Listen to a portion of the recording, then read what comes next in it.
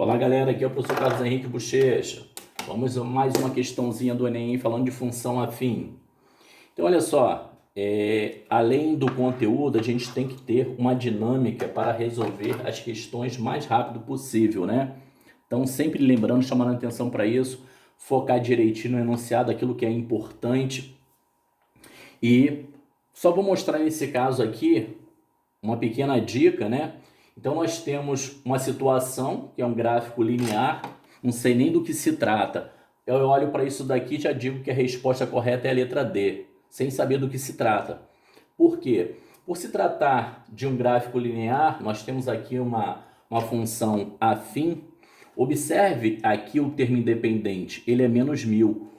A única função afim com termo independente menos 1000 é essa. Então, mesmo sem resolver a questão, já marcaria a resposta correta, ou seja, 10 segundos para fazer a questão. O tempo que sobra, eu jogo para outra questão que vai levar mais tempo.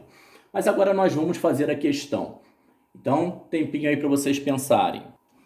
Então, gente, em um mês, uma loja de eletrônicos começa a obter lucro, já na primeira semana.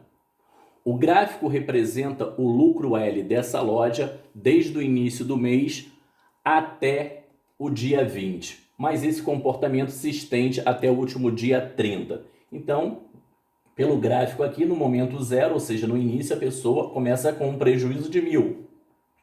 5 dias depois, 0 a 0. A partir daí, ele começa a ter um resultado positivo, né? Então, quando chega no 20º dia, o lucro é de 3.000. E ele pede a representação algébrica do lucro em função do tempo. Por termos aqui a parte de uma reta, a nossa função é uma função afim. Ela do tipo que y igual a x mais b. Sendo que esse y aqui é o lucro. Então, é o lucro em função do tempo. E no lugar do x, a gente tem o tempo.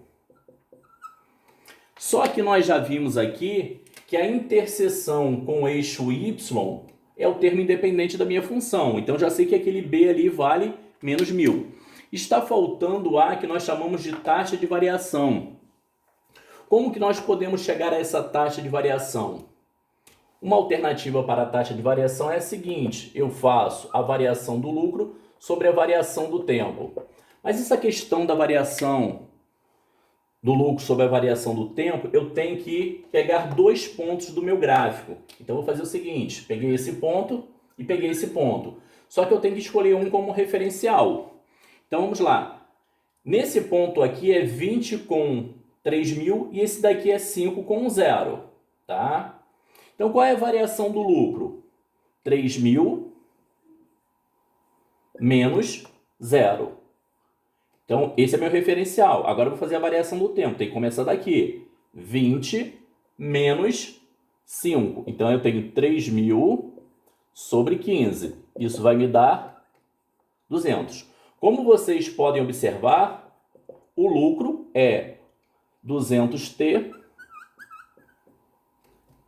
e o b vale menos 1000. Menos 1000, como estava previsto. Então, essa é uma maneira da gente chegar a essa taxa de variação. Vamos fazer de uma outra forma.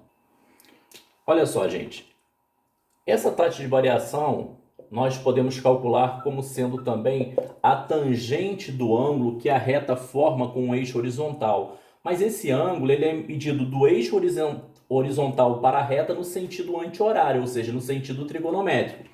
Então, se eu fechar esse triângulo aqui, dá para calcular essa tangente tranquilamente.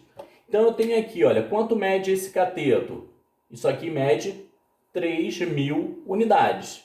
E esse outro cateto aqui, 20 menos 5 dá 15. Então, nós vamos fazer aqui tangente de um ângulo agudo, cateto oposto sobre cateto adjacente. 3.000 sobre 15, ou seja, 200. Então, essa é uma alternativa para a gente calcular também. Ah, professor, e se esse ângulo não for agudo, qual é o procedimento? Então, vamos dar um toquezinho sobre isso para ver a situação quando ele não é agudo.